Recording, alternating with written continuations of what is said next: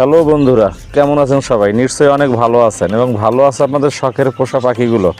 তো আমি আরও একটা নতুন ভিডিও নিয়ে চলে আসলাম। আজকের ভিডিওর টপিক হচ্ছে, আমাকে ইনবক্সে অনেক ভাই কমেন্ট করেছে যে ভাই, পাখির কলোনিতে কিভাবে আমরা মেডিসিন ব্যবহার করব এবং কি কি মেডিসিন ব্যবহার করা যাবে এ নিয়ে একটা বিস্তারিত ভিডিও দেন। তো সেই ভাইদের উদ্দেশ্যে আজকে ভিডিওটি করা, এবং আশা করি নতুনদের সকলেরই এই একটা প্রশ্ন থাকে যে ব্রিডিং পাখিকে কি কি আপনি মেডিসিন দিতে পারবেন আর কি কি মেডিসিন দিতে পারবেন না, এই নিয়ে একটা সবারই কনফিউশন থাকে। তো আশা করি আজকের ভিডিওটা দেখার পরে অনেকেরই এই কনফিউশনটা আর থাকবে না। তো ভাই আগেই বলে রাখি, এখানে আমি যে বিষয় নিয়ে যাহাই আলোচনা করব সম্পূর্ণটা আমার নিজস্ব মতামত। এখানে কারো কোনো ব্যতিক্রম মতামত থাকলে অবশ্যই আমাকে কমেন্ট করে জানাবেন, তাতে আমি উপকৃত হব। তো আমি মেডিসিন কোর্স করাই না, তারপরও আমার এই 2 বছরের অভিজ্ঞতার আলোকে আমি বলতে পারি বা ততটুকু বুঝতে পারছি যে আপনি চাইলে কলোনির পাখিকে আপনি কিছু কিছু মেডিসিন ব্যবহার করতে পারবেন, যে মেডিসিনগুলো ব্যবহার করলে আপনার হাড়ের বাচ্চাগুলো সবল থাকবে এবং প্যারেন্টসও সুস্থ থাকবে এবং পরবর্তী আবার ব্রিডিং করার জন্য পাখিগুলো প্রস্তুত থাকবে। তো কি কি আপনি মেডিসিন ব্যবহার করতে পারবেন? তো প্রথমত আপনি জিঙ্ক ব্যবহার করতে পারবেন, তারপরে ক্যালসিয়াম ব্যবহার করতে পারবেন। এখন জিঙ্ক কেন ব্যবহার করবেন? জিঙ্ক ব্যবহার করলে আপনার পাখির ফেদার ভালো থাকে, ডিমের উর্বরতা বাড়ে, ডিমের ফার্টিলিটি বাড়ে এবং আপনার বাচ্চার গ্রোথ খুব ভালো হয় এবং বাচ্চার তাড়াতাড়ি গায়ে পালক ওঠে এবং পালকগুলো খুব উজ্জ্বল থাকে। অনেকেরই কলোনিতে দেখবেন যে ক্যাট বাচ্চা হয়। আপনি যদি পাখিকে একটা মাসিক কন্টিনিউ একটা যদি করেন, রুটিন করে নেন যে আপনি সপ্তাহে 2 দিন বা 3 দিন যদি আপনি আপনার কলোনির পাখিকে জিঙ্ক দেন, তাতে পাখির কোনো ক্ষতি হবে না, বরঞ্চ পাখির উপকার হবে। তো এখানে অনেকেরই আবার দ্বিমত থাকতে পারে যে হাঁড়িতে বাচ্চা থাকলে যদি সেই প্যারেন্টসকে মেডিসিন ব্যবহার করা হয় তাহলে হাঁড়ির বাচ্চার নাকি পাতলা পায়খানা হয়। হ্যাঁ ভাই, এটা সত্য কথা। কারণ আপনি যখন জিঙ্ক ব্যবহার করবেন, প্রথম সপ্তাহে যখন আপনি জিঙ্ক ব্যবহার করবেন, তখন আপনার হাঁড়ির বাচ্চার অবশ্যই লুজ মোশন হবে। কিন্তু সেটা আবার এমনিতেই দেখবেন, আপনি হয়তো একদিন জিঙ্ক দিলেন, পরের দিন একটু হাঁড়ি ভেজে ভেজে দেখবেন বা তার পরের দিনও একটু থাকবে, তারপর দেখবেন 2-1 দিন পর অবশ্য আবার নিজ থেকেই ঠিক হয়ে যাবে।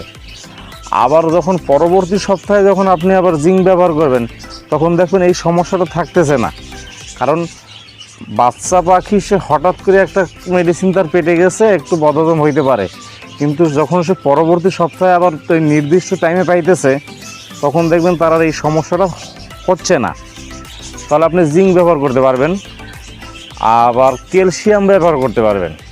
ক্যালসিয়ামের জন্য হবে কি, আপনার ছোট বাচ্চাগুলো হাড্ডি শক্ত হবে, তারপরে দৈহিক বৃদ্ধি ভালো হবে এবং আপনার প্যারেন্টসের যে এই ব্রিডিং সার্কেলটা কমপ্লিট করতে যে ক্যালসিয়ামের একটা শর্ট হলো, এই সার্কেলটা আপনার ক্যালসিয়ামের সেই শর্ট সার্কেলটা পূর্ণ হবে এবং এই বাচ্চাগুলো হাঁড়ি থেকে বের হইয়া যাওয়ার দেখা গেছে 8-10 দিনের মধ্যে এই পাখি আবার ব্রিডিংয়ে চলে আসবে। তাহলে আপনি এই 8-10 দিনের মধ্যে তো আপনি মেডিসিন কোর্সটা কমপ্লিট করতে পারবেন না। সেই জন্য আপনি যেটা কাজ করতে পারেন যে আপনি প্রতি মাসের সপ্তাহে 1 দিন জিঙ্ক, 1 দিন ক্যালসিয়াম, তারপর 1 দিন মাল্টিভিটামিন, এটা আপনি কন্টিনিউ দিতে পারেন। তবে আপনার কখনোই ইসেল দেওয়া যাবে না। কারণ কলোনিতে ইসেলটা ব্যবহার করতে হলে আপনার প্যারেন্টস পেয়ার সেপারেট কইরা তারপরেই আপনাকে ইসেল ব্যবহার করতে হবে। কারণ ইসেল যদি কোনো পাখির ছোট বাচ্চার পেটে যায়, তাহলে ওখান থেকে যে লুজ মোশনটা শুরু হবে সেটা একটা মহামারীর দিকে চলে যায়। তো সেই জন্য কখনোই ইসেল ব্যবহার করা উচিত না বা ইসেল ব্যবহার করা যাবে না। আবার আপনি AD3 ব্যবহার করতে পারবেন। আর ক্যালসিয়ামের সাথে তো অবশ্যই AD3 দিবেন, কারণ ভিটামিন ডি ছাড়া শুধু ক্যালসিয়াম পাখির শরীরের জন্য কোনোই কাজ করে না। শুধু পাখি কি, মানুষের শরীরের জন্য কোনো কাজ করে না। তো সেই জন্য AD3টা অবশ্যই সাথে ব্যবহার করবেন। তাতে হবে কি, বাচ্চা প্রতিবন্ধী হওয়ার হাত থেকে বাঁচবে, প্যারেন্টস পেয়ার সুস্থ থাকবে। আর অনেক পাখি দেখবেন যে ভালো মানে পাখি সুস্থ ভালো, হঠাৎ করে হয়তো বেশি এই সমস্যাটা বেশিরভাগ হয় মাদি পাখির হয়। দেখবেন একটা পাখা উপর দিকে আলোক হয়ে যায়, এটা কিন্তু আপনার ভিটামিন B1 B2-র জন্য হয়, প্রতিবন্ধী হয়।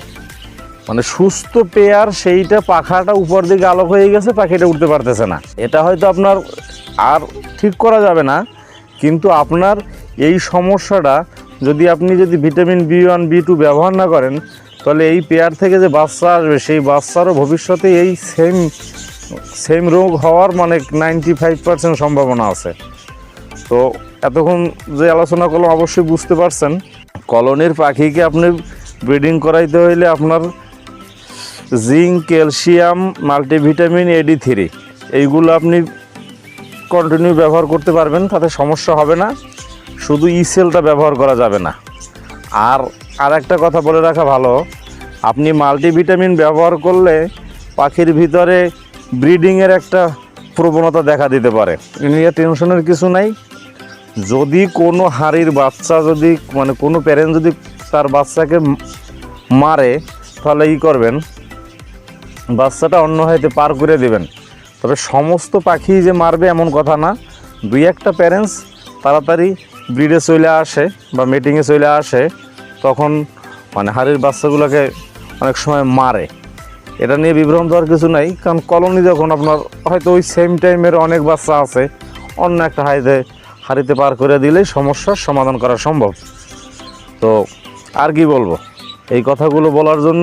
এখন অনেকেই বলতে পারেন যে ভাই আপনি তো আপনার কলোনিতে আপনি বলছেন যে আপনি মেডিসিন ব্যবহার করেন না, তাহলে আপনি কিভাবে এটা মানে বুঝতে পারতেছেন, বা আপনি কিভাবে এত শিওর হয়ে বলতেছেন এই কথাগুলা? এখন ভাই বলে রাখি, আমি তো ভাই একদিনে এখানে আসি নাই। দেখা গেছে আমার সে একটা লং জার্নি। আমি প্রথম আমিও মেডিসিন ব্যবহার করতাম, কিন্তু একটা সময় পরে যখন মেডিসিন ব্যবহার করা আমি ছাইড়া দিছি এই জন্য, কারণ আমি শুধু আমার ভালোর জন্যই যদি মেডিসিন ইউজ করি, এখানে পাখির ক্ষতি হইতেছে। তা আমি পরবর্তীতে সেটাকে খাবার দিয়েই অ্যাডজাস্ট করার চেষ্টা করি। কিন্তু ওই যে বললাম যে একটা অভিজ্ঞতার দাম আছে, সেই অভিজ্ঞতার আলোকেই বলতেছি। আমিও আগে মেডিসিন ইউজ করতাম। মেডিসিন ইউজ করলে হয় কি, দেখা গেছে আপনি যদি সফট ফুড দিয়ে যদি আপনি ভিটামিনের ঘাটতিটা পূরণ করতে চান, তাহলে সপ্তাহে 2-3 দিন আপনাকে সেই খাবারটা আগের দিন ভিজিয়ে রাখতে হবে। সর্বোপরি আপনার সফট ফুডটা তৈরি করতে হবে, তারপর সেটা ভিজিয়ে রাখতে হবে, তারপর সেটা সেদ্ধ করতে হবে, তারপর দিতে হবে। এখন আমরা অনেকেই চাকরিজীবী, যেটা সময়টা দেওয়া সম্ভব না, তাদের জন্য মেডিসিন অবশ্যই ইউজ করতে হবে। আর যদি আপনি সময় দিতে পারেন আর এই খাবারগুলো আপনি দিতে পারেন, তাহলে আপনার অবশ্যই মেডিসিনের দরকার নাই। তা আমি সেই 2 বছরের অভিজ্ঞতার আলোকেই বললাম যে আপনি কলোনিতে কী মেডিসিন ব্যবহার করতে পারবেন। তো আপনারা ব্যবহার করে দেখবেন, অবশ্যই সুফল পাবেন। তো আর কি বলবো, সবাই ভালো থাকেন, সুস্থ থাকেন, এবং শখের পাখিগুলোর প্রতি অবশ্যই খেয়াল রাখবেন, কারণ শীত নেমে গেছে। পাখির ঘরটাকে একটু তাপমাত্রা নিয়ন্ত্রণ করার চেষ্টা করবেন।